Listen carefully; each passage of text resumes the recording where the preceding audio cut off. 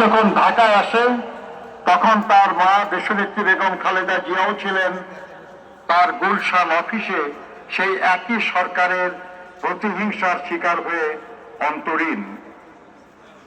দেশনেত্রী বেগম খালেদা জিয়ার রাজনীতিতে আগমন ছিল আকস্মিক, কিন্তু দেশের প্রয়োজনে তা ছিল অনিবার্য।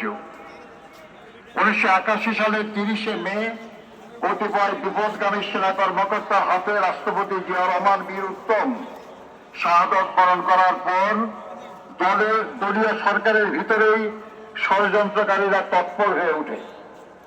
সাংগঠনিকভাবে বিএনপি এবং সরকার দুর্বল হয়ে পড়ে।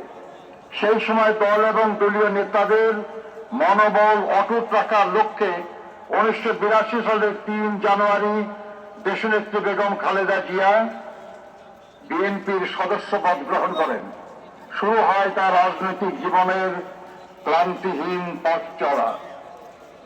ক্রমশ দলের প্রতিষ্ঠাতা স্ত্রী হয়েও দলের গঠনতন্ত্র সমুন্নত রেখেও তিনি দলের ভাইস চেয়ারপারসন, ভারপ্রাপ্ত চেয়ারপারসন, তারপর দলীয় কাউন্সিলে নির্বাচিত চেয়ারপারসনের দায়িত্ব গ্রহণ করেন।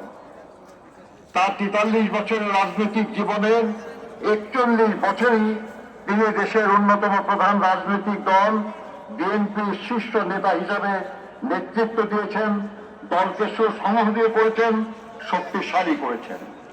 দীর্ঘ 9 বছর স্বৈরাচারী এরশাদের বিরুদ্ধে অবিরাম লড়াই করে 1991 সালে অবাধ সুষ্ঠ নির্বাচনের মাধ্যমে বিএনপিকে পুনরায় রাষ্ট্র ক্ষমতায় অধিষ্ঠিত করেন তিনি। জাতির কাছে তিনি পান আপোষহীন দেশনেত্রীর মর্যাদা। দেশের মানুষের স্বার্থ রক্ষায় চির আপোষহীন দেশনেত্রী দেশ বিদেশের কোন অপশক্তির সামনে কখনো মাথা নত করেননি। কোন প্রলোভন, কোন ষড়যন্ত্র জীবনের সেই দিন অব্দি আপোষের পথ বেছে নিতে